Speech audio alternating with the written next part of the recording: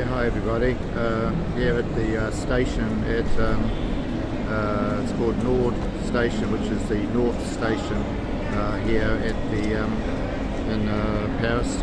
It's where the Eurostar leaves from. It's apparently the biggest hub station in Europe. It's absolutely insane here. There's just so many people. Anyway, what have I learned today? Well, I've learned a few lessons, I tell you guys.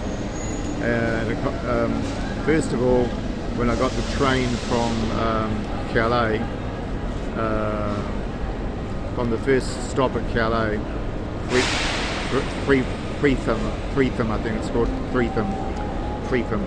So I get off there, that's all good, and I get on the next train, which is the high-speed one. I said to the guy, do I stay on this train to Paris? He says yes. I said, okay, thank you. So I get on the train, it takes off, and we get to a place called, I think, Bordeaux, some name like that. Anyway, I was meant to get off the fucking train there, okay? And I was meant to then get on to another train beside the train that I was in and carry on to Paris. Oh no.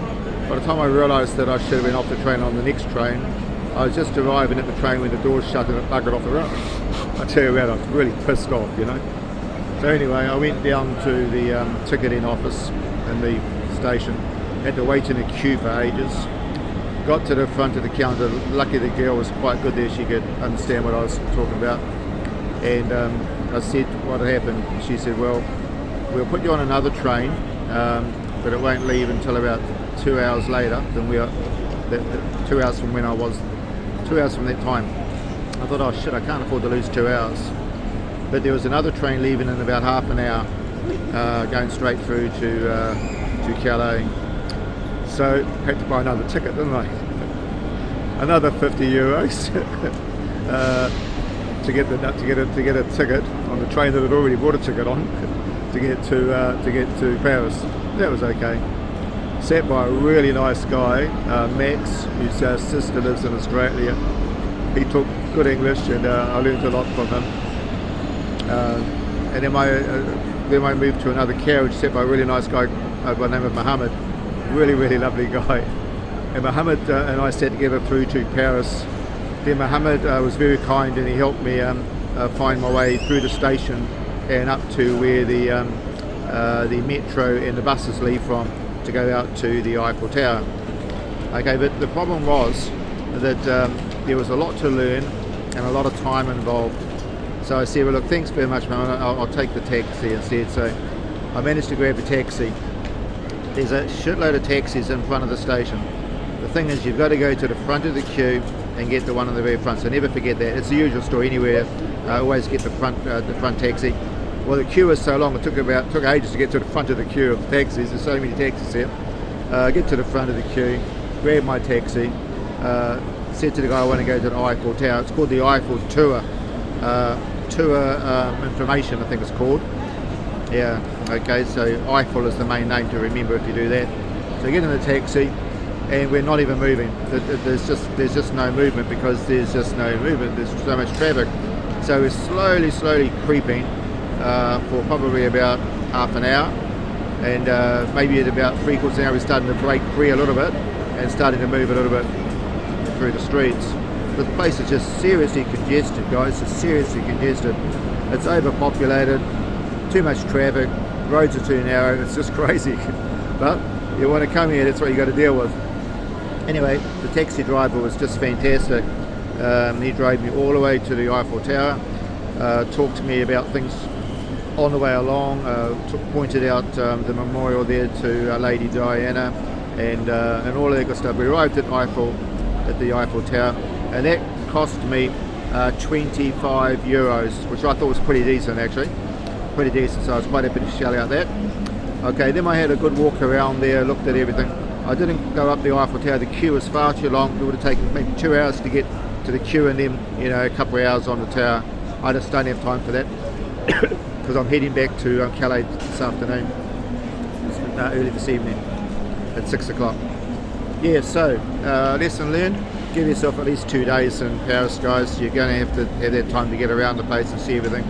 Minimum 2 days. So I think you're probably best to get a hotel here, 2 nights in a hotel, maybe 3 nights in a hotel here, and do it from there. You can definitely get the train up from Calais like how I have, and then get shifted into a hotel. It'll work out okay. So then I got another cab. It's quite funny actually. The cab in front was a Toyota bloody, oh god, I don't know what it was, some Corolla or something. Right behind that was this really cool BMW. So I said to the guy in the BMW, look, I don't want to take the front cab, I want to take your one. He said, oh, no problem, buddy.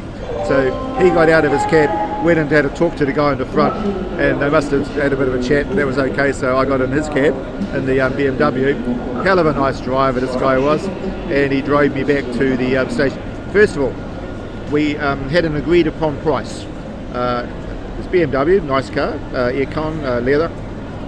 I said, how much? He said 35, and that was the deal. We sealed that deal at 35. He stuck it in the machine, come up on the screen as 35, so it was a set price. Okay, so 10 euros more than I had getting over there. It was a nice car, and I need to get back to the station. It took quite a bit longer to get back to the station than it did to get away from the station. The traffic around the station is absolutely insane, guys. As I said, it's the biggest hub in Europe, so you can imagine the number of taxis there, buses, scooters, cyclists, pedestrians. It's just nuts. Anyway, the guy was amazing. He dropped me right outside the front of the station, the Nord station. Walked in, and then I'm here. I got here a little bit early because I wanted to have time to go to the bathroom, get myself something to eat and drink, which I've done, and I found a nice seat to sit in, and I'm just waiting for my train to come up on the departure notice board, and then that'll be giving me the platform number. Then I'll go over to that platform and wait till we get on the train. Looking forward to getting on the train because I can just lie back there and rest. I have to change the train at one place. This time I'm going to be ready for it. I've got to get off the train, I've got to get onto another train. Okay, so I've got it all on my phone. I've got the picture of the track. It's about an hour and a half out of Paris. I've got to change trains, and then I stay on that train all the way to Calais. I'll get to Calais at about 9:30 tonight. Believe it or not, it's not really all that dark at 9:30 here, so that's not too bad. And my apartment is about 10 minutes to 15 minutes walk away from the station, so that's not too bad. So there you go, guys. Nothing that money and time can't fix. Make sure you got plenty of each.